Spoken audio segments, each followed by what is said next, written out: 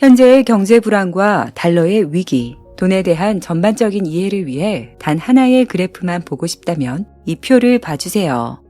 표는 1898년부터 2022년까지 토마토 수프 한 캔의 가격이 어떻게 변했는지 보여줍니다. 표에서 볼 수 있듯이 수프의 가격은 최초부터 1971년까지는 거의 변하지 않았습니다. 따라서 70년 이상 동안 가격은 약 10센트로 안정적으로 유지되었습니다.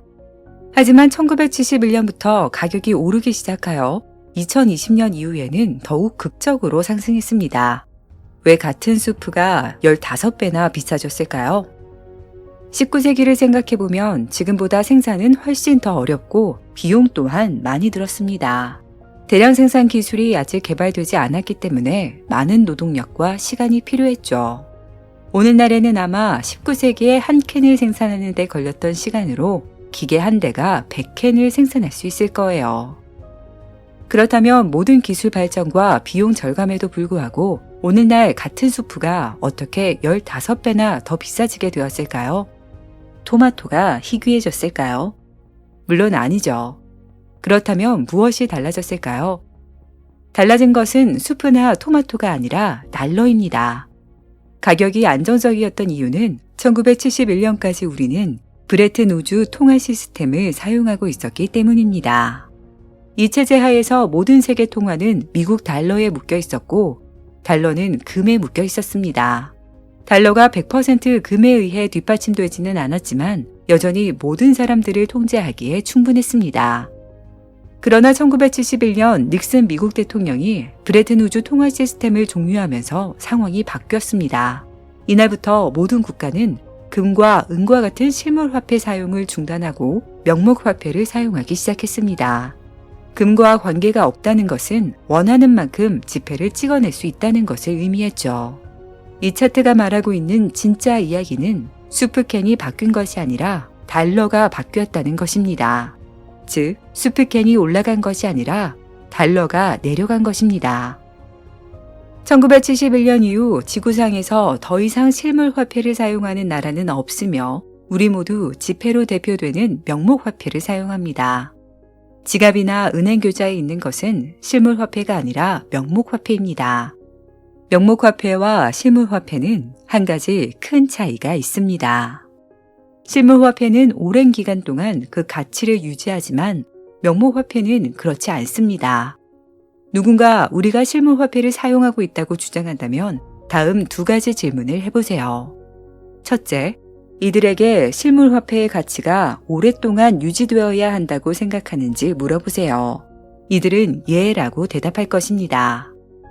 둘째, 인플레이션이 있다고 생각하는지 물어보세요. 이번에도 이들은 예라고 대답할 것입니다. 그런 다음 이 두 가지가 어떻게 동시에 존재할 수 있는지 설명하게 해보세요. 어떻게 실물 화폐를 사용하면서 동시에 높은 수준의 인플레이션이 발생할 수 있을까요?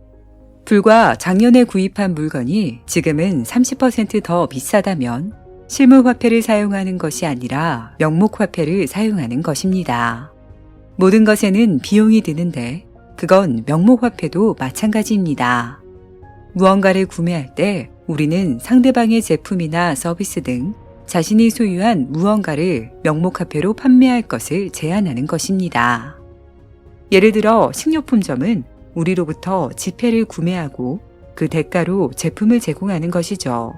다른 관점에서 보면 노동력, 재능, 아이디어 등 무언가를 판매할 때마다 명목 화폐를 구매하는 것입니다. 그렇다면 달러의 가격은 얼마일까요? 다시 말해 지난 100년 동안 달러의 구매력은 어떻게 변해왔을까요? 앞서 보여드린 차트를 다시 한번 살펴보겠습니다만 이 경우 달러가 아닌 수프 단위로 측정됩니다. 이 차트는 기본적으로 이전 차트를 거꾸로 뒤집은 버전이며 파란색 선은 명목 화폐가 실물 화폐를 대체한 날짜를 나타냅니다. 차트의 왼쪽에는 은화 1달러의 가치가 있는 수프캔의 개수가 표시됩니다. 차트의 오른쪽에는 현대의 법정 화폐인 지폐 1달러의 가치가 있는 수프의 양이 표시되어 있습니다. 1898년부터 1971년까지 70년 동안 실물 화폐 1달러는 캠벨 토마토 수프 약 10캔의 가치가 있었습니다. 오늘날 법정화폐 1달러는 한 캔의 3분의 2에 불과하여 심지어 한 캔조차도 되지 않습니다. 달러는 1971년 이후 구매력의 약 93%를 잃었습니다. 다시 말하지만 수프가 바뀐 것이 아니라 달러가 바뀐 것입니다. 이해해야 할 또 다른 중요한 개념은 가격과 가치의 차이입니다. 가격은 아무 의미가 없습니다. 가치가 중요한 전부입니다. 처음에는 이 개념이 낯설게 들릴 수 있지만 금융세계의 본질을 해독하는 데 도움이 되는 또 다른 필수 교훈입니다. 다음과 같이 설명해 볼게요. 가격이 상승하더라도 동시에 가치가 하락할 수 있습니다. 무슨 말일까요? 가격은 제품이나 서비스가 얼마만큼의 지폐로 거래할지 합의하고자 사용하는 척도일 뿐입니다. 그러나 동일한 품목의 가치란 해당 제품을 판매하기로 결정했을 때 그걸로 구매할 수 있는 것을 뜻합니다. 예를 들어 투자한 주식의 가격이 2배로 올랐지만 같은 기간 동안 생활비가 4배로 올랐다면 주식의 가격은 2배로 올랐지만 실제로 그 가치는 절반으로 떨어진 것입니다. 위의 예가 충분히 이해가 되지 않는다면 저희 회사에서 일한다면 월 1억을 제공한다고 상상해 보세요. 놀랍지 않나요? 한 달에 1억. 그런데 커피 한 잔에 6천만 원이라는 사실을 알게 된다면 어떨까요? 지금은 어떤가요? 여전히 엄청난 월급처럼 들리나요? 아마 아닐 겁니다. 그렇기 때문에 가격은 아무 의미가 없고 가치가 중요한 전부입니다. 이것은 투자자가 이해해야 할 가장 중요한 교훈 중 하나입니다. 예를 들어 20년 전에 집을 샀는데 지금 가격이 2배로 올랐다고 가정해 볼게요. 과연 가치도 2배로 올랐을까요? 글쎄요, 모두 무엇을 기준으로 측정하느냐에 달려 있습니다. 다른 부동산과 비교하여 측정하는 경우 지금 집을 당시에 2배 가격에 팔면 비슷한 집을 2채 살 수 없기 때문에 대답은 절대 그렇지 않습니다. 잘해야 한 채 정도 살 수 있습니다. 따라서 가격은 2배로 올랐지만 다른 부동산과 비교했을 때 그 가치는 동일하게 유지되거나 하락하였습니다. 오늘날 지구상의 모든 사회는 법정화폐를 사용하므로 그 가치는 지속적으로 하락합니다. 그렇기 때문에 의사결정을 내릴 때 가격에 의존해서는 안 되고 가치를 살펴봐야 합니다. 불행히도 오늘날 많은 사람들은 모든 것의 가격은 알지만 어떤 것의 가치도 잘 알고 있지 못합니다. 법정화폐에 대한 무서운 사실이 있습니다. 역사상 수천, 수만 개의 법정화폐가 존재했지만 그중 살아남은 화폐는 단 하나도 없습니다.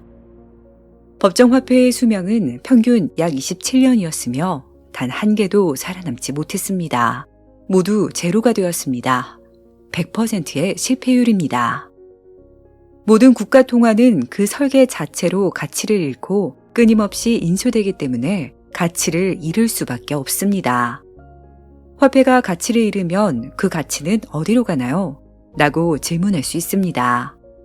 다시 말해 주머니 속의 화폐가 구매력을 잃으면 그 구매력은 어디로 갈까요? 그냥 허공으로 사라질까요? 아니요. 여러분의 통장에서 새 통화를 생성한 기관으로 이관됩니다. 도난당한 구매력은 새로 생성된 통화를 받은 사람에게 이전되죠. 이렇게 상상해 보세요. 강도가 밤사이 몰래 집에 와서 주머니에서 새로 인수된 모든 화폐를 가위로 조금씩 잘라간다고 상상해 보세요. 그런 다음 친구의 집으로 가서 같은 일을 합니다. 화폐를 가지고 있는 모든 사람을 계속 찾아가서 조금씩 훔쳐가는 것입니다. 약간 유치한 설명이고 아무도 여러분의 집에 와서 화폐의 모서리를 자르지는 않겠지만 화폐의 구매력은 실제로 잘라져서 훔쳐집니다. 새로운 화폐를 찍어내는 것은 말 그대로 이미 그 화폐를 가지고 있는 다른 사람들의 화폐를 빼앗는 것입니다. 인플레이션이 계속되면 정부는 몰래 그리고 아무도 모르게 국민의 재산을 몰수할 수 있으며 100만 명 중 단 한 명도 강도를 감지하지 못할 것입니다. 20세기 가장 영향력 있는 경제학자인 존 메이너드 케인즈의 말입니다. 또 다른 궁금증은 통화 발행이 구매력 손실과 인플레이션을 유발한다면 중앙은행들이 천문학적인 양의 화폐를 찍어낼 때에도 과거 몇 년 동안 인플레이션이 발생하지 않은 이유는 무엇일까요? 핵심은 화폐 발행을 통한 인플레이션이 경제의 모든 영역에 고르게 분배되지 않는다는 것입니다. 새 화폐가 어느 특정 분야로 흘러들어가면 그 분야에서 거품이 부풀려집니다. 2000년부터 2020년까지 대부분의 소매 상품이 상대적으로 저렴하게 유지되었기 때문에 심각한 인플레이션을 느끼지 못했을 수도 있습니다. 하지만 이 기간 부자들은 더 부유해지고 주식시장과 부동산이 상승하고 있다는 사실은 확실히 눈치채셨을 거예요. 이 점을 기억하세요. 모든 새로 발행된 통화는 반드시 어딘가로 이동합니다. 화폐 창출은 인플레이션이지만 선택적 인플레이션입니다. 이것이 주식시장이 상승하고 부자들이 더 부자가 된 주된 이유입니다. 다음 두 개의 그래프를 보시면 상관관계를 직접 확인할 수 있을 거예요. 첫 번째 그래프는 본원 통화와 월샤 5000 지수 사이의 상관관계를 보여줍니다. 본원 통화는 단순하게 미국의 중앙은행이 경제에 얼마나 많은 달러를 투입했는지를 의미하며 그래프에서 녹색 선으로 표시됩니다. 그리고 월샤 5000 주가 지수는 미국 전체 주식시장의 성과를 추적하는 지수입니다. 그래프에서 검은색 선으로 표시됩니다. 2008년까지는 상관관계가 전혀 없었습니다. 하지만 2008년 이후 미국 중앙은행이 화폐를 찍어내기 시작하면서 상관관계는 거의 완벽에 가까워졌습니다. 통화량이 10% 증가하면 주식시장 가치도 10% 상승했고 통화량이 20% 더 오르면 주식시장도 따라 올랐습니다. 상관관계가 무려 97%에 달합니다. 이것이 정말 우연의 일치라고 생각하시나요? 당연히도 주식시장은 급등했습니다. 주식시장은 2008년부터 인공생명 유지장치를 달고 있는 환자와 같고 이제는 의자가 환자가 죽지 않을 정도라 유지장치를 제거할 수 있다고 생각합니다. 제가 언급한 또 다른 내용은 화폐 발행으로 인해 부자는 더 부자가 되고 가난한 사람은 더 가난해졌다는 것입니다. 이 그래프는 가장 부유한 10% 빨간색 선과 가장 가난한 90% 파란색 선이 보유한 예금의 양을 보여줍니다. 그래프를 보면 미국이 화폐를 인쇄하기 전인 2008년까지는 소득 하위 90%가 위에 소득 상위 10%가 밑에 있었다는 것을 쉽게 알 수 있습니다. 그러나 2008년부터 화폐 찍어내기가 시작되면서 그 위치가 바뀌었고 현재 상위 10%가 예금의 66%를 소유하고 있고 하위 90%는 나머지 33%만 소유하고 있습니다.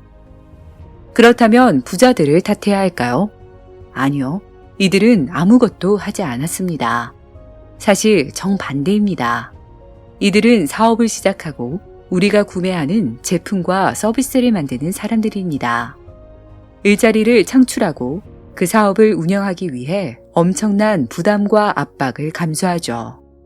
우리 사회에서 대부분의 번영을 창출하는 사람들입니다.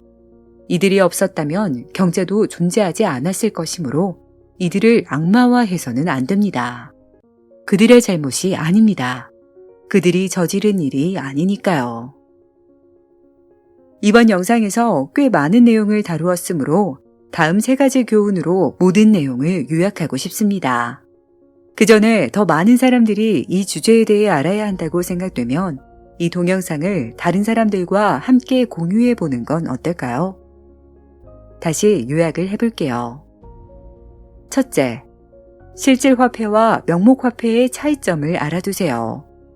실질 화폐는 가치를 지니고 있지만 명목 화폐는 그렇지 않습니다. 오늘날 지구상에서 지폐를 사용하지 않는 나라는 없으며 우리 모두는 명목 화폐를 사용합니다. 둘째, 통치자, 황제, 당국은 항상 돈을 속이려고 할 것입니다.